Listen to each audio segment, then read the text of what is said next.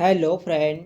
तो कैसे हैं आप लोग। आशा करता हूँ आप सभी अच्छे होंगे और तैयारी आप लोगों की काफ़ी अच्छी चल रही होगी। तो देखो हमारे उत्तराखंड जीके सीरीज चल रही थी, तो आज की क्लास में भी आपको उत्तराखंड जीके के अति महत्वपूर्ण प्रश्न यहाँ पे देखने को मिलेंगे, जो आपकी आने वाली सभी भर्ती परीक्षाओं के लिए काफ़ी महत्वपूर्ण रहेगी।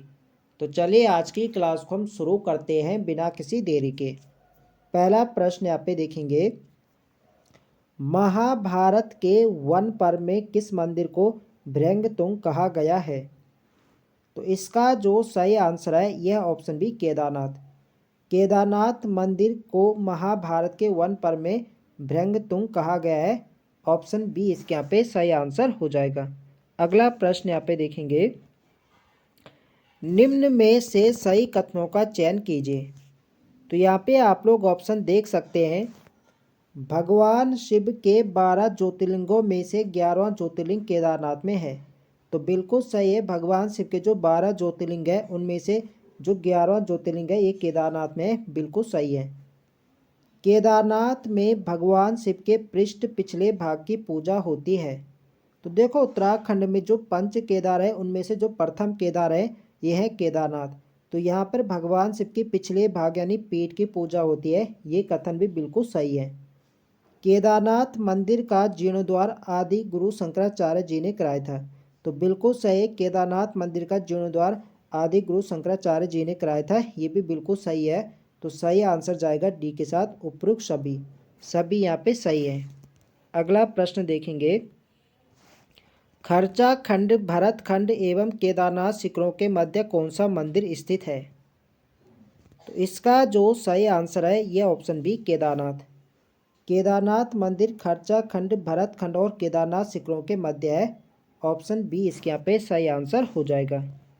अगला प्रश्न देखेंगे, केदारनाथ मंदिर किस नदी के तट पर स्थित है। तो केदारनाथ जो मंदिर है यह मंदाकिनी नदी के तट पर है। ऑप्शन यहाँ पे सही आंसर है। अगला प्रश्न यहाँ पे देखेंगे, ब्रिटिश काल में केदारनाथ एवं बद्रीनाथ अधिनियम किस वर्ष पारित हुआ। तो इसका जो सही आंसर है यह ऑप्शन सी वर्ष 1948। वर्ष 1948 में केदारनाथ एवं बद्रीनाथ अधिनियम पारित किया गया था। ऑप्शन सी इसके यहाँ पे बिल्कुल सही आंसर है। अगला प्रश्न देखेंगे, मैसूर के जंगम ब्राह्मण जिन्हें रावल कहा जाता है किस मंदिर के पुजारी होते हैं।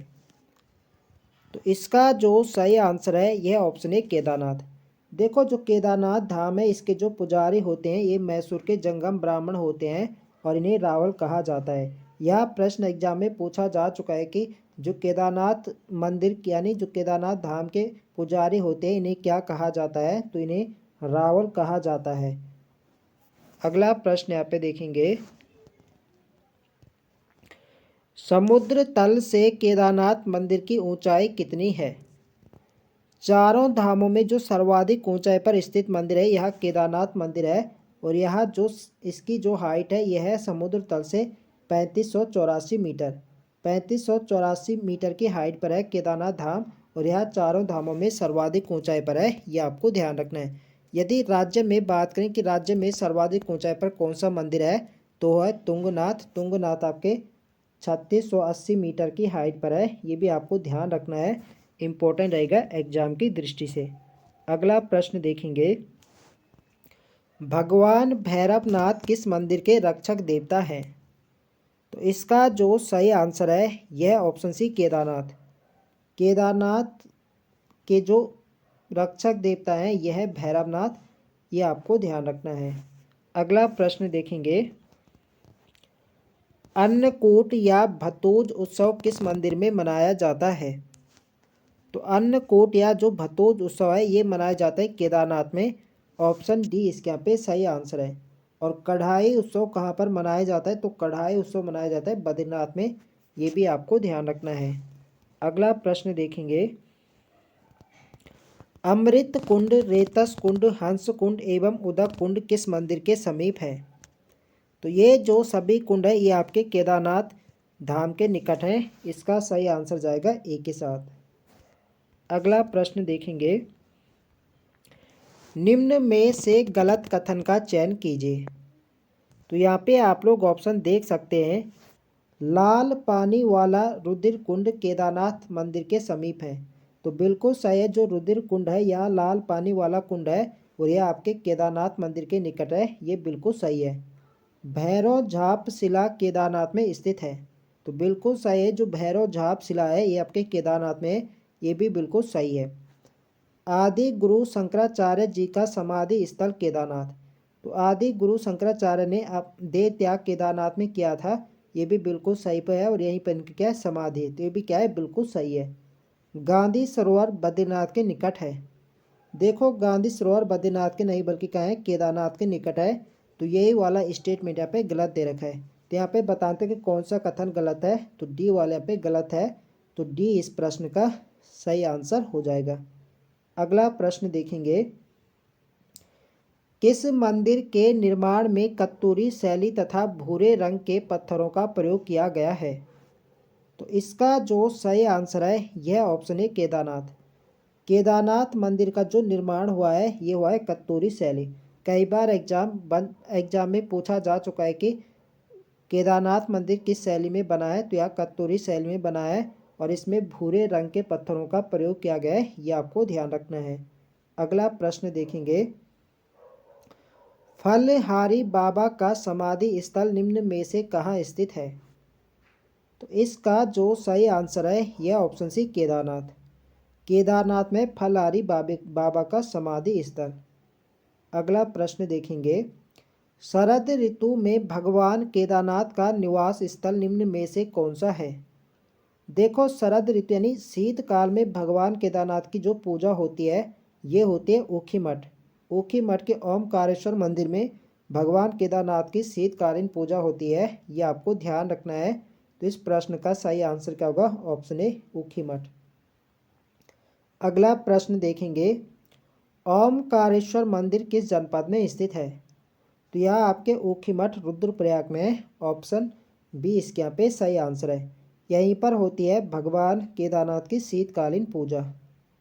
अगला प्रश्न हमारा, निम्न में से किस वर्ष केदारनाथ क्षेत्र में भीषण जल प्रलय हुई थी? तो केदारनाथ में जो काफ़ी यहाँ पे आपदा यहाँ पे आई थी, तो ये कब आई थी? तो ये आई थी 16-17 जून 2013। इसका सही आंसर है ऑप्शन ए। एक प्रश्न पूछा जाता है कि जब केदारनाथ में यहाँ पे आपदा आई थी तो केदारनाथ की पूजा कितने दिनों तक बाधित रही थी? तो ये रही थी 86 दिनों तक, ये भी आपको ध्यान रखना है। अगला प्रश्न देखेंगे, विशाल बद्री बद्रीनाथ किस जनपद में स्थित है? तो बद्रीनाथ आपके कहाँ है, चमोली में। केदारनाथ तो रुद्रप्रयाग में और बद्रीनाथ है चमोली में। अगला प्रश्न देखेंगे, और बद्रीनाथ किस नदी के तट पर है? तो बद्रीनाथ आपके अलकनंदा नदी के तट पर है, यह आपको ध्यान रखना है, ऐसे भी प्रश्न पूछे जाते हैं। अगला प्रश्न हमारा, निम्न में से कौन सा शंकुधारी शैली में निर्मित है? तो इसका जो सही आंसर है यह ऑप्शन है बद्रीनाथ। देखो इससे पहले हमने देखा जो केदारनाथ है, केदारनाथ जो धाम है किस शैली में बना है? तो केदारनाथ बना है कत्यूरी शैली में, और जो बद्रीनाथ धाम है बद्रीनाथ धाम बना है शंकुधारी शैली में, यह आपको ध्यान रखना है। अगला प्रश्न देखेंगे, किस मंदिर को पुराणों में योग सिद्धा मुक्ति पर्दा बद्रिका आश्रम एवं विशाला कहा गया है? तो एक कहा गया है बद्रीनाथ धाम को, ऑप्शन बी इसके यहाँ पे सही आंसर है। अगला प्रश्न देखेंगे, निम्न में से सही कथनों का चयन कीजिए। तो यहाँ पे आप लोग ऑप्शन देख सकते हैं, सतयुग में बद्रीनाथ को मुक्ति पर्दा कहा गया है, तो बिल्कुल सही है। सतयुग में बद्रीनाथ को मुक्ति पर्दा कहा गया, ये बिल्कुल सही है। पद्म देव नामक व्यक्ति ने बद्रीनाथ मंदिर हेतु भूमि दान की, तो बिल्कुल सही है। बद्रीनाथ धाम हेतु जो भूमि दान करी थी ये करी थी पद्म देव नामक व्यक्ति ने, ये आपको ध्यान रखना है। बद्रीनाथ के भव्य मंदिर का निर्माण श्रेय कत्यूरियों को दिया जाता है। तो बद्रीनाथ के जो भव्य मंदिर है इसका निर्माण का जो श्रेय जाता है कत्यूरियों को जाता है, ये भी क्या है, बिल्कुल सही है। तो सही आंसर जाएगा डी के साथ उपयुक्त सभी। अगला प्रश्न देखेंगे, किस मंदिर के पार्श्व में नर एवं नारायण नामक दो पर्वत स्थित है? तो इसका जो सही आंसर है यह है ऑप्शन ए बद्रीनाथ। देखो बद्रीनाथ धाम जो है यह नर और नारायण पर्वतों के मध्य है। और जो आपका ये नर और नारायण इन्हें किनका प्रतीक माना जाता है? तो ये माना जाता है अर्जुन और विष्णु। कई बार एग्जाम में प्रश्न पूछा गया कि नर एवं नारायण जो नामक पर्वत है ये किनके प्रतीक हैं? तो ये अर्जुन और विष्णु के हैं, ये आपको ध्यान रखना है। नारायण यानी विष्णु और नर यानी अर्जुन। अगला प्रश्न देखेंगे, किस मंदिर के भीतर 15 मूर्तियां स्थापित की गई है? तो इसका जो सही आंसर है यह ऑप्शन सी बद्रीनाथ। बद्रीनाथ मंदिर के अंदर 15 मूर्तियां स्थापित की गई है। अगला प्रश्न देखेंगे, चरण पादुका नामक स्थल किस मंदिर के समीप है? तो चरण पादुका ये भी आपके बद्रीनाथ में, ऑप्शन ए इसके यहाँ पे सही आंसर है। अगला प्रश्न देखेंगे, गरुड़ गुफा, स्कंद गुफा, राम गुफा किस मंदिर के समीप है? तो ये जो गुफाएं ये भी आपके बद्रीनाथ के समीप है, ऑप्शन सी इसके यहाँ पे सही आंसर है। अगला प्रश्न देखेंगे, बद्रीनाथ के निकट माणा गांव में निम्न में से कौन कौन सी गुफाएं हैं? तो बद्रीनाथ के निकट माणा गांव में जो गुफाएं यह है मुचकुंद गुफा वे, व्यास गुफा वे, गणेश गुफा वे। तो इसका सही आंसर है ऑप्शन डी उपयुक्त सभी। अगला प्रश्न देखेंगे, निम्न कथनों को पढ़कर सही विकल्प का चयन कीजिए। तो यहाँ पे आप लोग ऑप्शन देख सकते हैं, तप्त, नारद, मानुषी, त्रिकोण एवं सत्यपथ ये पांचों कुंड चमोली जनपद में है। तो बिल्कुल सही है। तप्त कुंड हो गए, नारद कुंड हो गए, मानुषी कुंड, त्रिकोण एवं सत्यपथ कुंड, ये जो 5 कुंड है ये आपके चमोली में है, बिल्कुल सही है। नरसिंह, नारद, गरुड़, वरा एवं मार्कंडे शिलाएं, तो ये भी 5 शिलाएं जो कि चमोली जनपद में, ये भी बिल्कुल सही है। कुर्मो, इंदु, भृगु, उर्वशी एवं प्रहलाद धाराएं, तो कुर्मो, इंदु, भृगु एवं उर्वशी एवं प्रहलाद जो धाराएं हैं ये 5 धाराएं ये भी आपके चमोली में। देखो प्रश्न पूछा जाता कि पंचकुंड, पंचशिलाएं और पंचधाराएं कहाँ हैं? ये आपके चमोली जनपद में बद्रीनाथ के निकट। तो इसका सही आंसर जाएगा डी के साथ उपयुक्त सभी। अगला प्रश्न देखेंगे, 18वीं शताब्दी में रानी अहिल्याबाई होलकर द्वारा किस मंदिर का पुनर्निर्माण कराया गया था? तो 18वीं शताब्दी में रानी अहिल्याबाई होलकर द्वारा बद्रीनाथ धाम का पुनर्निर्माण करवाया गया था। इसका सही आंसर जाएगा सी के साथ।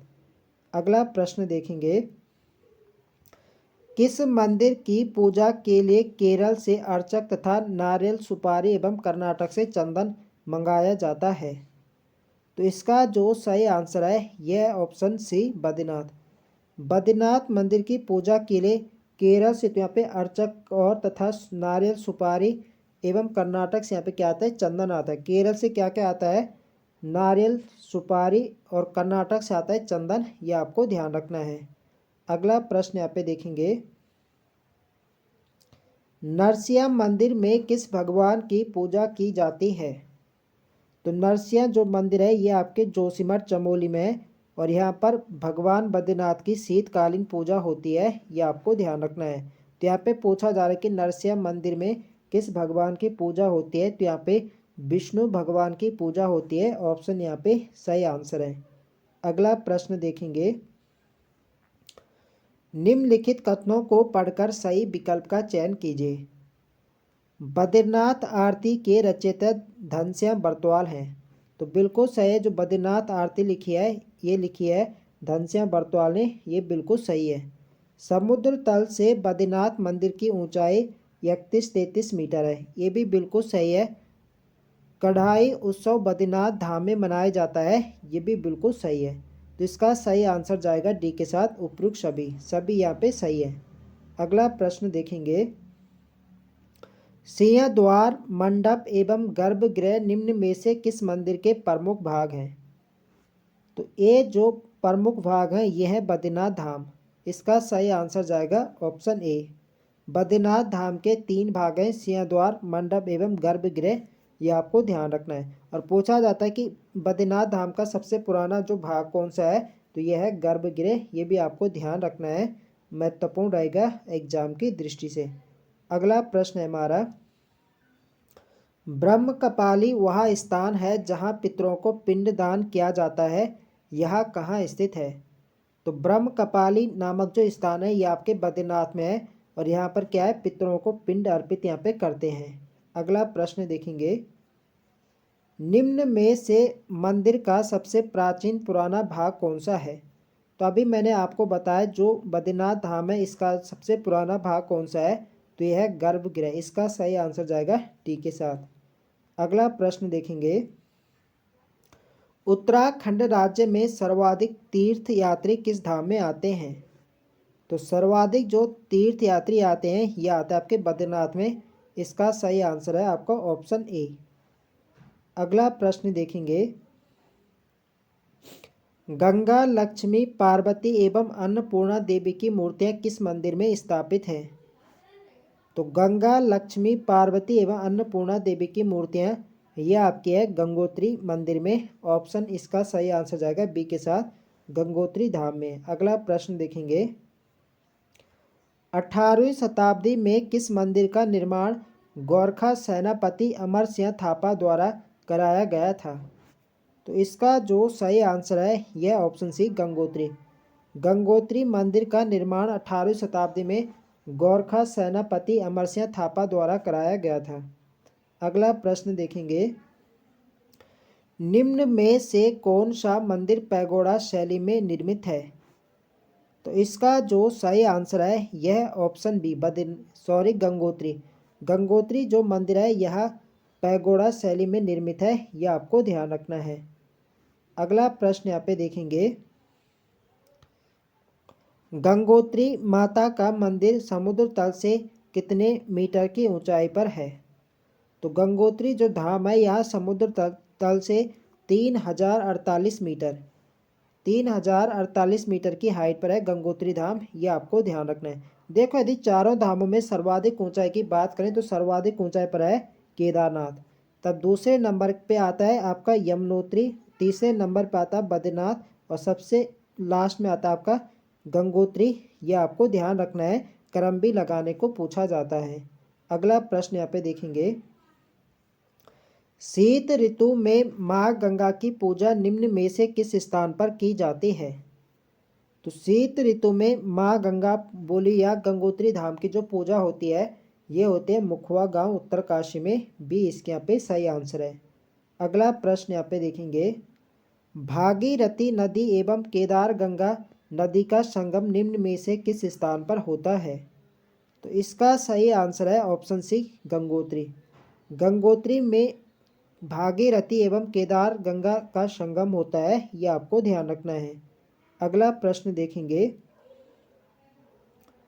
निम्न में से सही कथनों का चयन कीजिए। तो यहाँ पे आप लोग ऑप्शन देख सकते हैं, गंगोत्री मंदिर का निर्माण सफ़ेद ग्रेनाइट का प्रयोग हुआ है, तो बिल्कुल सही है। गंगोत्री मंदिर के निर्माण में सफ़ेद ग्रेनाइट का प्रयोग किया गया है, बिल्कुल सही है। गंगा माँ के आंगन को पटांगण कहा जाता है, तो बिल्कुल सही, जो गंगोत्री में यहाँ पे माँ गंगा का आंगन है इसे पटांगण कहा जाता है, ये भी बिल्कुल सही है। और गंगोत्री के समीप भागीरथ शिला है, तो बिल्कुल सही, जो भागीरथ शिला है आपके कहाँ है, गंगोत्री के समीप है, तो सभी यहाँ पे सही है। तो सही आंसर जाएगा डी के साथ, उपरोक्त सभी। अगला प्रश्न यहाँ पे देखेंगे, यमुनोत्री मंदिर किस जनपद में स्थित है? तो यमुनोत्री मंदिर आपका उत्तरकाशी में। देखो गंगोत्री और यमुनोत्री ये दोनों कहाँ हैं, ये आपके उत्तरकाशी में है। बद्रीनाथ धाम चमोली में और केदारनाथ है रुद्रप्रयाग में। अगला प्रश्न देखेंगे, यमुनोत्री धाम में सर्वप्रथम सन 1850 ईस्वी में लकड़ी से बने मंदिर का निर्माण किसके द्वारा कराया गया था? तो यमुनोत्री धाम में सर्वप्रथम 1850 में लकड़ी से यहाँ पे मंदिर बनाया था, ये बनाया था सुदर्शन शाह ने। इसका सही आंसर है आपका ऑप्शन ए। और जो आधुनिक यमुनोत्री मंदिर का निर्माण कराया है ये कराया है प्रताप शाह ने, यह आपको ध्यान रखना है, इम्पोर्टेंट रहेगा परीक्षा की दृष्टि से। अगला प्रश्न है हमारा, यमुनोत्री मंदिर में काले पत्थर की यमुना देवी की मूर्ति किसके द्वारा स्थापित कराई गई है? तो ये कराई गई यहाँ पे भवानी शाह के द्वारा। देखो 1850 में तो सुदर्शन शाह ने यहाँ पे क्या क्या था, लकड़ी से मंदिर बनवाया था। उसके बाद यहाँ पे भवानी शाह ने यमुना देवी के यहाँ पे मूर्ति यहाँ पे स्थापित करी थी और किस रंग की थी, काले पत्थर के, ये आपको ध्यान रखना है। और आधुनिक यमुनोत्री मंदिर का निर्माण किसने कराया है, तो मैंने आपको बताया किसने किया है, प्रताप शाह ने। अगला प्रश्न है हमारा, निम्न में से किस देवता का शीतकालीन आवास खरसाली गांव है, तो इसका सही आंसर है आपका ऑप्शन डी, यमुनोत्री। यमुनोत्री धाम की जो शीतकालीन पूजा होती है ये खरसाली गांव उत्तरकाशी में होती है, ये आपको ध्यान रखना है। गंगोत्री की मैंने कहाँ बताया था, तो गंगोत्री का बताया था मुखवा गांव, और यमुनोत्री का है खरसाली गांव, ये आपको ध्यान रखना है। अगला प्रश्न है हमारा, तो आज के लिए यहाँ पे इतने प्रश्न है। तो आई होप आप सभी को वीडियो पसंद आए तो फ्रेंड्स वीडियो को लाइक करें, शेयर करें, और जो लोग चैनल पर नए हैं चैनल को सब्सक्राइब करें। मिलते हैं नेक्स्ट वीडियो में, तब तक के लिए जय हिंद दोस्तों।